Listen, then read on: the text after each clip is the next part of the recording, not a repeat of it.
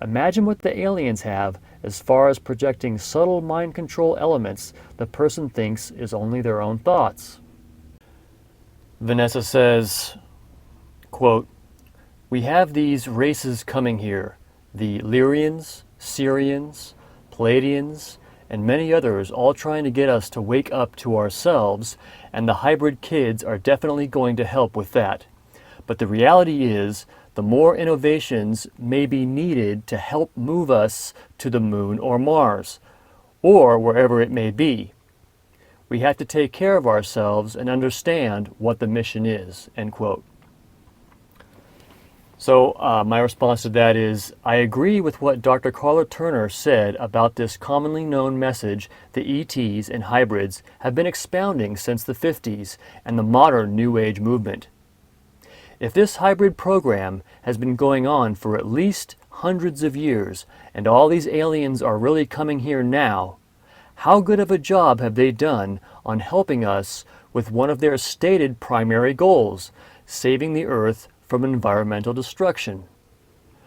We now have everything from chemtrails to global warming to poisoned oceans and ozone holes, with a definite movement towards things getting worse, not better. So how good of a job are they doing, if in fact they have been trying to help the planet? Dr. Karla Turner did not believe that Save the Earth message from so-called extraterrestrials, and neither do I, because the results speak for themselves. Barbara says, quote, "My understanding for quite a long time has been that the hybrids are here to upgrade humanity, to help us be more conscious, more aware of other dimensions, more accepting of other life forms in the universe, and help us become more spiritually oriented." And my response is, if the aliens are here to upgrade humanity, in addition to help us be more accepting of alien life, how does it not make sense to ask us before coming here covertly and upgrading us whether we like it or not? And again, how accepting can we be of other life on other planets or dimensions when all that will come here won't show themselves for people to see and know who they are? Are humans so against the idea of life on other planets that aliens have to come here and conduct hybrid operations with memory wipes and forced pregnancies to enact their benevolent agenda? It simply does not add up. How can we be more trusting and accepting when the majority of abduction reports are unpleasant, fearful, traumatic experiences, with many people reporting an extremely evil feeling coming from the beings themselves? And just as I stepped in behind him, I could see Jake coming in the other door into the kitchen. And I remember thinking I was so angry because I thought, they've been messing with me my whole life. Don't mess with my kids. In particular, if there are negative or service-to-self aliens abducting humans and using them in similar type hybridization programs apart from the supposed goodwill type ETs, wouldn't it be all the more important to be above board and go on YouTube or something and with their true alien form and tell the public what they are and what they are doing and how they differentiate from the aliens that are hurting and traumatizing people? How hard would it be to just make a video and pass it along to a willing hybrid or even regular human and have them upload it to YouTube? What reason is there against that? Vanessa says, quote, "The hybridization program were put into effect to correct the mistakes and misdeeds that happened early on in the creation of humans. At that time, various groups of galactic geneticists began experimenting and splicing together different types of beings for science, and just because they could," end quote. And what follows in the book is a long explanation about early experiments that the Illyrian aliens did with creating humans and others that created humans, and now the whole hybridization program is to correct those early mistakes. Vanessa also explains how that the hybrids are here to help humanity innovate, especially spaceships that can take us to another, larger ship, and also to be in integrity with our innovations. So along with raising the vibration of the planet, making us more conscious and accepting of aliens from other worlds, we have another reason for the hybridization program, which is to correct the previous selfish mistakes of the Illyrians and others. So here we have a revelation of regressive or evil actions of aliens previously, which clearly adds to the evidence by her own admission that there is reason to be cautious about extraterrestrials. But what do you know? It is low vibration to ask for proof. It shows lack of trust and fear for which the aliens will not make open contact with such fear-based people. Could it be that in truth, the aliens will not come near anyone with their common sense intact? And how much less will they show themselves to a person with the Spirit of God to know His words and have His discernment? Vanessa says, quote, "With the Anunnaki, humans were a beta stage being brought to Earth for testing. They treated their creations like slaves because they felt they had ownership of us. Many early human discoveries resulted from Anunnaki projects. In these projects, they also pillaged the Earth's resources, damaging the matrix of codons for much of the plants, trees, and land." Codons in the book is spelled C-O-D-O-N-S, and no, I don't know what that means. My response is, so here we have the previously heard story we have gotten from many sources, which is that a variety of human-type creations were brought to Earth for various reasons, including experimentation and slave labor to get the planet's resources. I actually think something like this might have happened, and that it is part of our history and may be true, because my finding is scripturally that there are lots of humans here on Earth who are not descendants of Adam and Eve, even though Zecharia Sitchin's books would have us believe that. In case you missed it, Arizona Wilder called Zecharia Sitchin out, saying his job for the reptilians was to deceive. Vanessa says, quote, "The matrix is the genetic multidimensional container of frequencies and codes that create things. We could call this DNA, but this goes a little deeper into the fundamental energetic pieces. When we damage the programming at the matrix level, it creates a structural distortion. The Lemurian age and civilization helped to refine and correct much of this, but we are still working on the last efforts.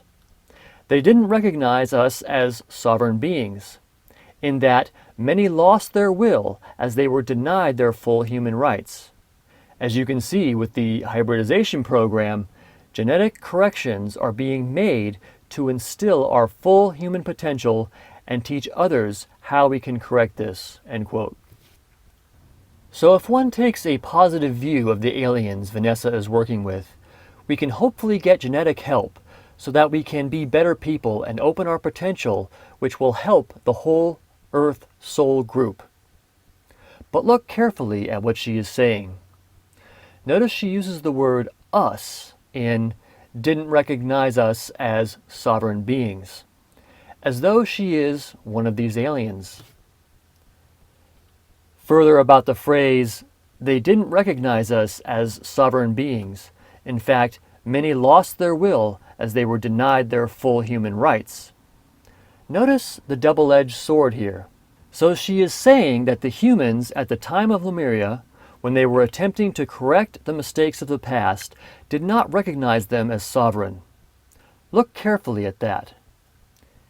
It is as though she is speaking from a parental position, that humans were rebellious, and the price, she says next, is losing their will and being denied their rights. If you look at what this is saying, it is a classic guilt trip for humans not accepting their alien superiors as sovereign, and the price for this is losing their will and losing their rights. Should the skeptical human ask, if our creators or genetic manipulators in the past demanded sovereignty, why wouldn't they again? The available evidence suggests a possible takeover effort, And why wouldn't the aliens want something in return from humans after all this time and energy clearly being spent in the hybridization program? Call it what you will, such as benevolent guidance or divine galactic leadership, but the result in reality is that the aliens will control what humans do. Won't these hybrids with advanced powers and superior mental abilities become the natural leaders of Earth, and won't they in turn be beholden to their alien creators? Vanessa says, quote, "It's about working with what we know and being in integrity with our existence and moving to a more authentic place, individually, universally, and globally. I guess I don't want to portray the hybrid program as all rainbows and butterflies. It is wonderful, but it's to correct awful things that went on in the past. Like the Anunnaki and Illyrians, there were some very selfish efforts there with creating people." End quote. Here again, we have admission of evil done by aliens we are supposed to now throw all judgment aside and lovingly and fearlessly trust. Notice again the language of spiritual superiority or spiritual rhetoric making her position or the position of the aliens appear to be spiritually or morally minded. She says, quote, "being in integrity," end quote, and, quote, "moving to a more authentic place," end quote. One observation I have made about people who do not know themselves and use criticism of others is that the very names they label others in their criticism is exactly their own issue. For instance, if you use subtle rhetoric to say humans lack integrity and authenticity, those are exactly the problem of the aliens. They lack authenticity and integrity. She said, quote, "There were some very selfish efforts there with creating people," end quote. Well, forgive me for being a low vibration, judgmental human for saying I find it highly likely, due to the covert nature of the program and not telling humans openly what they are doing, that their motivations are quite as selfish today as they have always been. How does it make sense you are here to help correct past mistakes and want nothing in return, not even obedience to your programs? Vanessa says, quote, "I incarnated as a Illyrian for a reason, because I was on the other side of genetics. I understand my own past lives with genetics, how we carelessly created beings for science and genetic splicing. The Illyrians are highly benevolent now, and are members of the Galactic Federation. The Anunnaki, the Reptilians, some of the Draconians, and there's other groups I don't know about. It's the materialism, like, if we can do it, let's do it. It's a loss of will and a loss of power. There should have been more integrity," end quote. Here, by her own admission, she was part of the past programs of genetic splicing for selfish reasons. But now, thankfully, her race, the Illyrians, or the race she was in a past life that she remembers, are highly benevolent. Next, Vanessa goes into the regressive or self-serving aliens, the bad guys listed as Anunnaki, Reptilians, some of the Draconians. Just some of the Draconians? You mean there are good ones? So here is the good alien, bad alien scenario. Maybe so we can have someone to blame for the negative things most people report about alien abduction. With the holography and mind control being used by aliens, why is it unreasonable to suspect that maybe all aliens are just these regressive aliens using various disguises and making up fake, benevolent, Galactic Federation and other names that sound good? And again, where is hell in your story? Oh, you aliens don't know that human beings are going to a place called hell. Oh, you don't believe there is a place called hell, which the loved and respected ascended master you call Jesus talked about more than anyone else in the Bible? Oh, okay, here, let me inform you super advanced aliens with reincarnation control and all, a little fact about Earth you may not be aware of. Most humans go to hell for their sin, a place of horrific suffering where souls must repeat the sins they enacted while alive on earth, being tortured with various terrible punishments. Oh, you don't believe this is going on, and I have been woefully misinformed. Well, okay, I would hate to tell people something that is not true. Why not openly contact me or someone else and prove you are aliens and what planet you are from, and clarify for us humans about what really happens when we die? We would really appreciate it.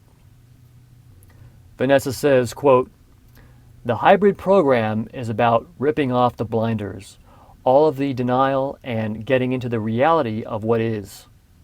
We, in other lives, did some stuff we weren't supposed to do. Our Earth is in an emergency situation. We are trying to unravel all of that and heal it, and in the end, I think it all will be very beautiful and very fine. But we have to look at the elephant in the room. We have to be honest so we can move forward." End quote. Well, great, Vanessa. Let's get out of denial about all the information that does not add up about what you and others are saying about the hybrid program. Get it above board and tell people what is going on, at least showing one alien and explaining the positive agenda for some of the aliens in the hybrid program. The elephant in the room, in my opinion, is why does every appearance of the hybrid program irrefutably prove that aliens don't want us to know what they are doing, and they could easily make an appearance on video and clear it up? If you believe being honest is what we need to move forward, why not be honest with us about why aliens don't want us to know what they are doing in the hybrid program? Okay, next in the interviewees from Barbara Lamb's Meet the Hybrids, we have Jacqueline Smith. Jacqueline says, quote, "I carry 7 key star being frequencies. I carry others, but they are not in the forefront of my soul selves. I carry the Mantis, Tall White Zeta Hybrid, Arcturian Zeta Hybrid, Kubar, a dolphin-like race, a bit of reptilian, not the humanoid-looking ones, and a celestial star race which humans don't have a name for. There are more if you include past lives as various star beings. I carry them multidimensionally in my frequency and can easily communicate with them and other races." End quote. And she goes on to say, quote, "I'd like to share some of the traits of the races I've mentioned. The Mantis are fun, loving, and playful. There is a beautiful innocence about them. They're highly evolved healers. They're an ancient race, and I've been in the dimension where they reside. The dimension is one of love, light, and joy. When I visit that dimension, I see neon rainbows everywhere. In my second book, Star Origins and Wisdom of Animals, they reveal and share information about their star origins. Essentially, I'm a messenger, and the message is, we are all one, and love is everything." End quote. Barbara asks, because she's interviewing her, "What do you understand about the rationale for the hybrid program?" Jacqueline says, "Having hybrids present on Earth helps to raise humankind's frequency so that humans can evolve and embrace their cosmic family and embrace themselves as star beings. The hybrids are bridges in this way. With major paradigm shifts taking place, humanity is evolving into the new human. This means humankind's DNA is changing in ways which is allowing them to expand in consciousness. They are being activated by the higher frequencies and becoming aware that they have natural skills and talents which they haven't tapped into before because they weren't ready to handle them. This gives humanity an opportunity to develop their natural psychic abilities such as clairvoyance and clairaudience. More people will be experiencing bilocation, teleportation, and learning how to heal themselves and others without having to deal with space-time constraints. Many hybrids are already in touch with these abilities and are using them to be of assistance to others."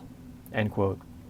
When I first read about the ascension process and how aliens and the hybrid program are being done to raise our vibration or frequency, and this will help free us with things like clairvoyance, telepathy, and so forth, it sounded good. Why not? We need all the help we can get. But a closer examination and comparative scrutiny with these words justifies a growing suspicion of a large-scale, well-executed disinformation campaign to put a positive spin on the alien abduction phenomena. Notice this line, quote, "With major paradigm shifts taking place, humanity is evolving into the new human." This means humankind's DNA is changing in ways which is allowing them to expand in consciousness, end quote. In particular, notice the new human. Maybe this is positive, and the secrecy of the aliens in the abduction phenomena is for a good reason. But on the other hand, the new humans sounds a lot like the transhumanist agenda we have heard a lot about. Is this really a beautiful story about aliens helping us? But in fact, the alien abduction is really a major component of Satan's transhumanist agenda, to alter as many humans with DNA modification as possible.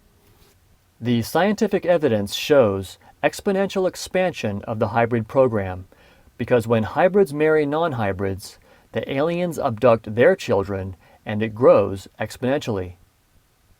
The plan of Satan was revealed in a time before the flood as being an effort to pollute the human genome to the point Jesus Christ could never be born. As we know, the end times Jesus spoke of, that as the time before the flood, so will it be now. The more people that are infected with alien DNA, the more people will accept it because they themselves are part of it. It is natural that these hybrids would try to find a positive view of it. As if to emphasize the possible satanic purpose to the alien hybrid agenda growing exponentially, listen to this, Jacqueline says, quote, "I have over 40 hybrid children. With the updated hybridization techniques the star beings now use, a woman doesn't have to carry every child. They only need her DNA, say from a strand of her hair. I had 3 hybrid children a few years ago, and I said, quote, you know guys, I think this needs to stop for now, for where I am at in my life. And I feel they are respecting that because I really needed that to end for me. But if they want to use DNA from my hair, for example, that's fine with me. When it was happening at age 16 or 17, I wasn't aware they were taking my eggs, and that's probably a good thing," end quote. Okay, so this is pretty alarming. She has 40 hybrid children that she knows about. And at that rate, over the next 100 years, you would probably have a majority of humans with alien DNA. Jacqueline says she was having so many children that she finally told the aliens to back off a bit. I think after 40 children, you would be pretty tired of it. She says, I really needed that to end for me. She goes on to say they were taking her eggs at age 16 or 17, and that she was unaware, and it was a good thing she was unaware. Could it be that, as with Vanessa, it was helped along by sexual pleasure, so that she would have a positive association with it, which is why she could be as prolific as 40 children? And this sexual pleasure forced upon her at a young age? How many parents with common sense would be okay with their daughters being sexually engaged and bearing multiple children, and alien children at that? Jacqueline says, quote, I know that I volunteered to be part of the program just as my hybrid children have. It's all good, it's just emotional. I can talk with them, however. I just have to send out an invitation, and they begin communicating with me. They come as a group and speak to me with one voice. My star being families raised my children. I'm here on Earth fulfilling my mission as a hybrid. I speak at conferences, teach workshops, and do private consultations with individuals about their lives, their star origins, and I assist some with processing their experiences with star beings. My entire life has been focused on sharing the message that love is everything and we are all one." End quote. Don't mess with my kids. Consider the truth of what this means for a moment. Jacqueline says she volunteered to have 40 children, probably more, none of whom she raised, taught anything, or had anything to do with them besides the telepathic communication she describes.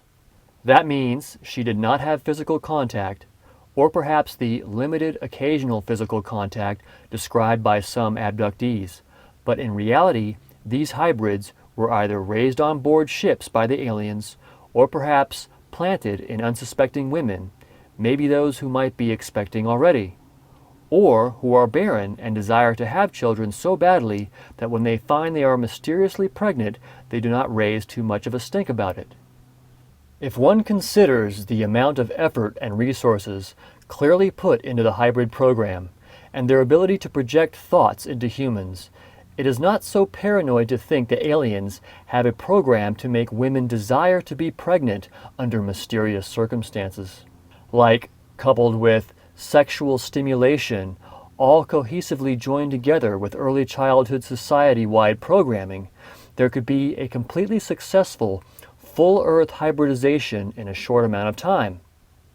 The people themselves would not be objecting, as I described earlier, because they have been raised with the very foundations of their childhood thoughts and feelings around positive association with forced alien breeding.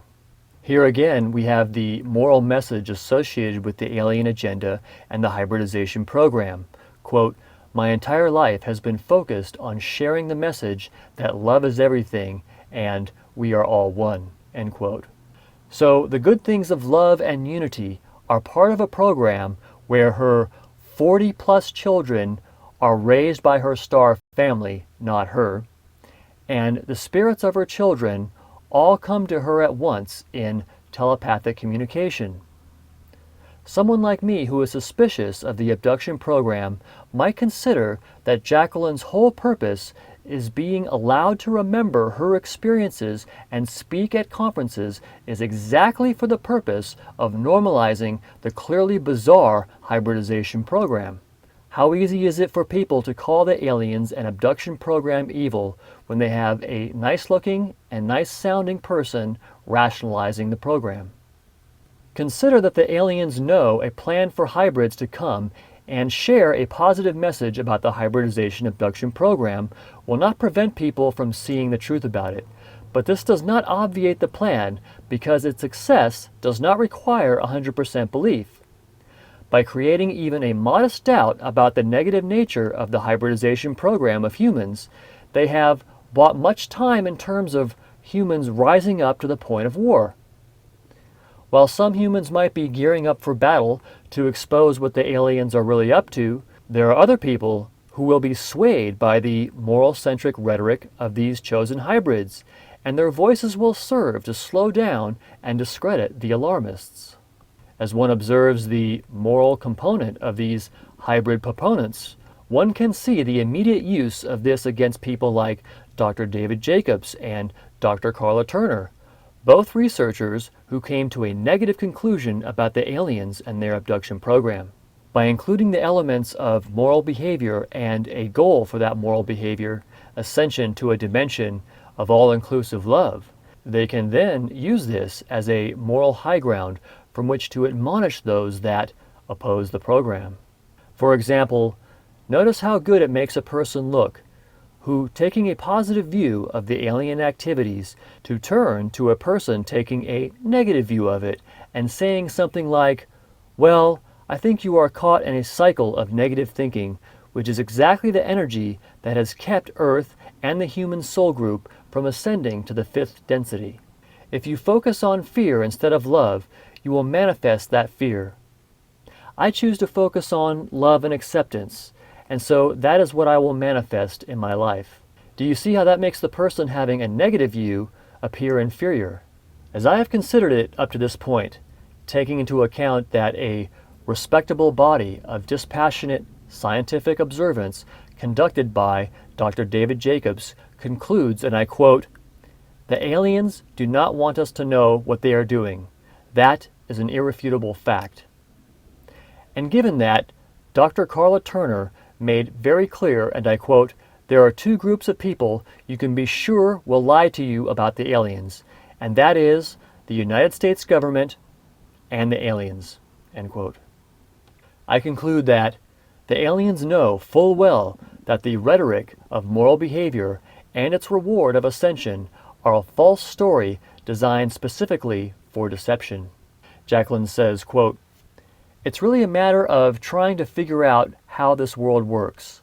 It's limited in so many ways. For example, why is there only male and female? In other star systems, there are other choices.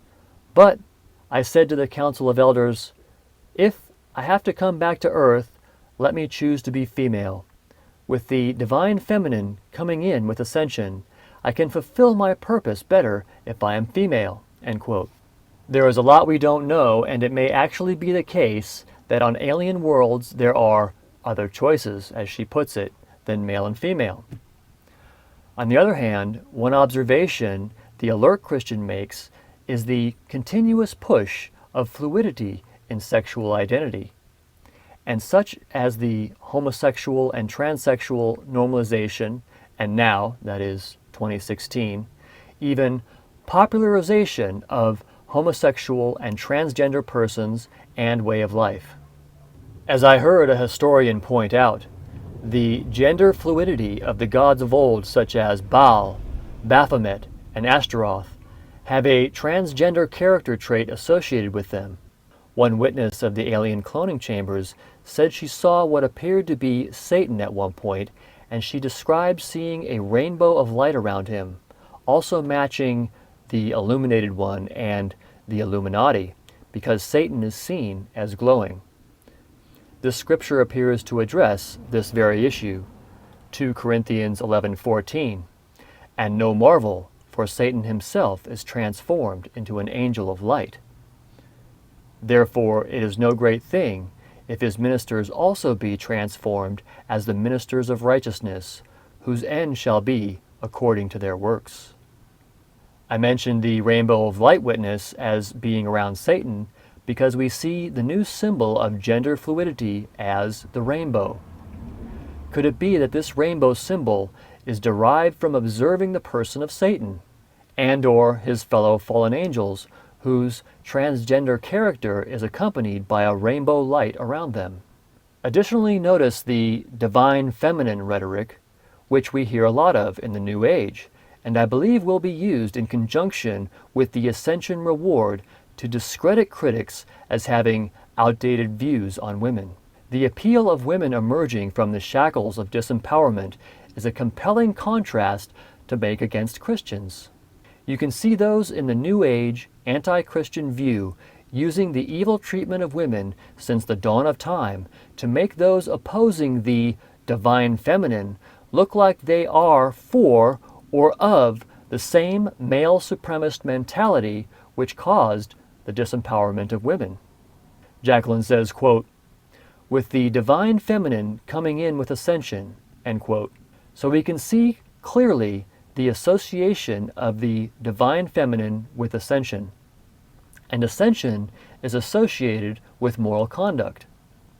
Therefore, the same moral condescending of those with a negative view of the alien activities can also be associated with those perpetrating the disempowerment of the feminine and all the evil we have experienced up until now. In any campaign, it is not enough to present a positive element for a desired outcome, but one must fully cultivate a message tailored to address those opposing that outcome. Jacqueline says, quote, "On other planets, they don't have a category for animals because they are considered as beings of equal importance," end quote. And she goes on to say, quote, "Humanity really needs to understand that they are not the most important race in the universe or on Earth," end quote. Okay, but as a contrast, here's God's word. Genesis 1:26. "And God said, Let us make man in our image, after our likeness, and let them have dominion over the fish of the sea, and over the fowl of the air, and over the cattle, and over all the earth, and over every creeping thing that creepeth upon the earth. One might question the significance of such a statement that man is not the most important species on earth, but is equal with other beings, perhaps the aliens living here, and even with animals. Could this be a positive message that would help humanity treat the animals of Earth better? While that might indeed happen as a result of such a belief, the idea of being equal with animals sounds like the evil beast attempt to bring equality between man and beast. This gets to one of the key moral-centric corruptions of Satan I discussed previously, such as the high groundism of inclusivity and acceptance of gender fluidity, making those who won't accept this as old-fashioned and bigoted. This other high groundism is equality, where in fact there is no equality, never has been, never will be, neither should there be. Order requires inequality, one lesser, one greater, that which is above, that which is below. As a simple example, God's word tells us God is greater than angels, angels are greater than man is greater than woman, and man is greater than beast. Therefore, another satanic moral high ground they will hit us over the head with is the wonderful new advancement of equality between man and animal, man and beast, man and woman, adult and child. And again, if someone is opposed to this, they are of the old world paradigm. The truth is, Satan and the devils all know this is total falsehood, and they know men and women of common sense won't believe it either. But the sheeple masses will accept it because it will be imposed on society through every means, such as entertainment, fashion, products, but also the very institutions of learning whereby one might enter into society in any effective way. Jacqueline says, quote, "An important part of the message is that there are no good or bad star beings. Every being plays their role in the larger cosmic picture. Good and bad doesn't exist. That's a human perspective. Sometimes those of lower frequency offer the opportunity for us to experience contrast. We get to choose the frequency with which we resonate." End quote. Here is yet another nonsense concept designed to distract from the truth of good or evil, or consequences for sin. This is yet another component of confusion and doubt in the recognition of evil, which, if touted long and hard enough, there will be a sliding of general opinion toward not seeing evil for the evil that it is. If you have this as part of your thinking, then things like women getting raped and impregnated with DNA hybridized fetuses isn't evil. It's just a different kind of experience. So I summarize by saying, in my first read of Meet the Hybrids, I did not take as critical a look at what was being said, but rather just took it all in to see what it was about. I then decided to do some more reading for a different perspective, and after reading Dr. David Jacobs' book, The Threat, I realized how a rational, fact-based observation of the alien abduction phenomena looks. I realized from both books that it is less likely that these two opinions of alien abduction are true simultaneously, as in benevolent and malevolent ETs are both conducting abductions using forced reproductive situations, scarring, and traumatic medical procedures, and memory alteration, which elements are both reported in the books Meet the Hybrids by Barbara Lamb and The Threat by Dr. David Jacobs. In this second, more critical look at what the hybrids are saying, I solidly conclude that the abductees in Meet the Hybrids are brainwashed with implanted false ideas designed to make the hybrid program and the aliens look good, and non-hybrids and critics look bad simultaneously. This becomes ever more clear as the hybrid's own witness does not match their positive view of it, indeed, inexplicably changing from a negative experience to a positive experience as a common feature of their testimony. In particular, the falsehood of implanted ideas into their minds and the deception with which even they themselves are probably not aware becomes rather visible in the repeated phrase, not being judgmental or unconditional love. To me, this goes hand in hand with the fact that aliens do not make open contact, for instance, on YouTube, or passed out media for people to get to know and understand them. In practical terms, this means people will take one look at an insectoid mantis alien and not be fooled that they are here for our good, unless there are conditions not currently in place that would allow for general acceptance. By conditions of acceptance, I mean elimination of all the people who would never accept them. This gets to what I think is likely the real purpose of hybridization, which is a slow but sure takeover. This gets to another idea we can see in this book, which is the soul contract or agreement which hybrid humans, before they become hybrids, reportedly make with the aliens. In fact, we might determine they qualify as devils because devils and Satan are known for making deals or contracts, some of which are remembered and some are not, and they are made for worldly rewards. This may explain another phenomena as noticed in the book Unholy Communion, wherein abductions are stopped or the alien's attitude suddenly changes when the abductee commands them to stop in the name of Jesus Christ. If one considers the situation, if you found yourself a hybrid, even without any brainwashing, chances are you would try to find a positive outlook for yourself and the beings responsible for creating you. Now, that is without brainwashing. But in every single case in Meet the Hybrids, we see brainwashing, evident as erased memory and missing time. How can one say brainwashing has not occurred with memory erasure? The very fact that memories of reality have been removed means perception of reality is altered. The hybrid abductee with missing time and erased memories is thinking what the aliens want them to think, even without anything added.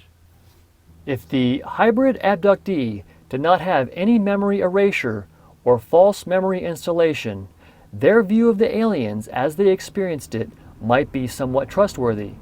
But there is something important Dr. David Jacobs points out, which is that among all the abductees he interviews and what they recall, even in their regressions, they are not shown important details of the backstory of the aliens. For example, who or what does their manufacturing, food, clothing, and other things?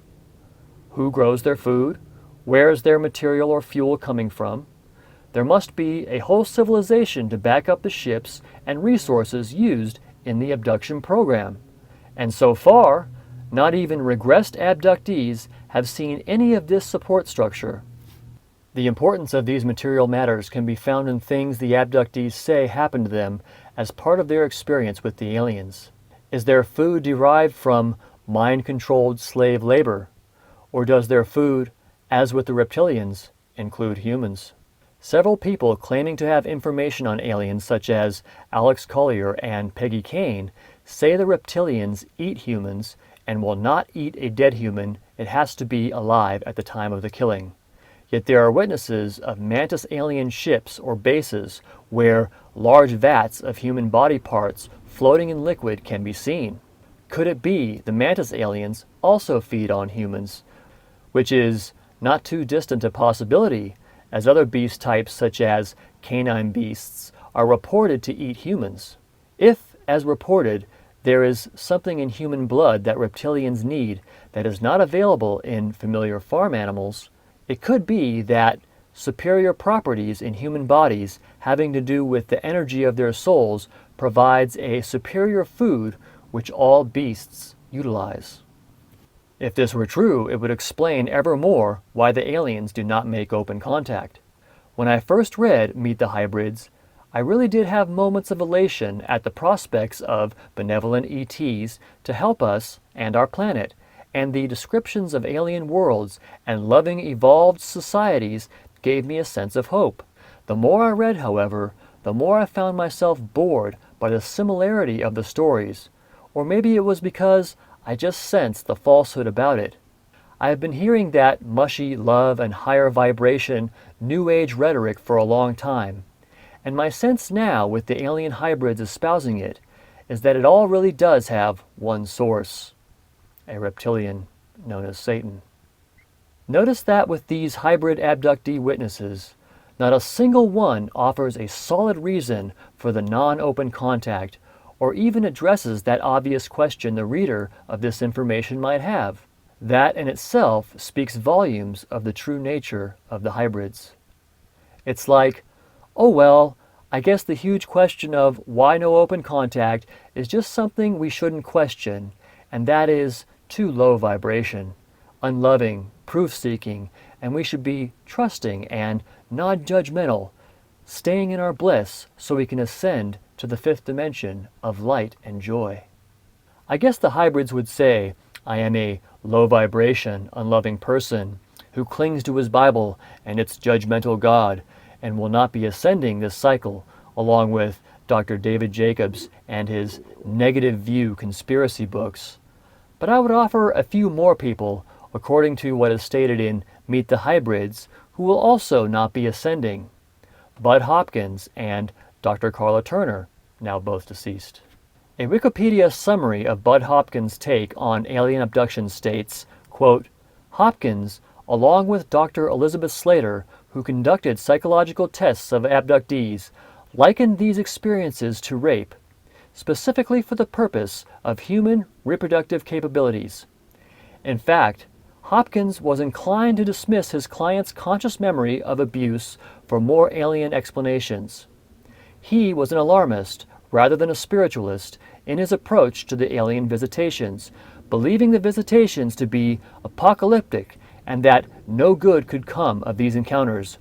He described the victims' experiences as severe and nightmarish. And what I found about Bud Hopkins is, Bud Hopkins was an artist and a humanist, not a hard-edged, war hawk or negative type person.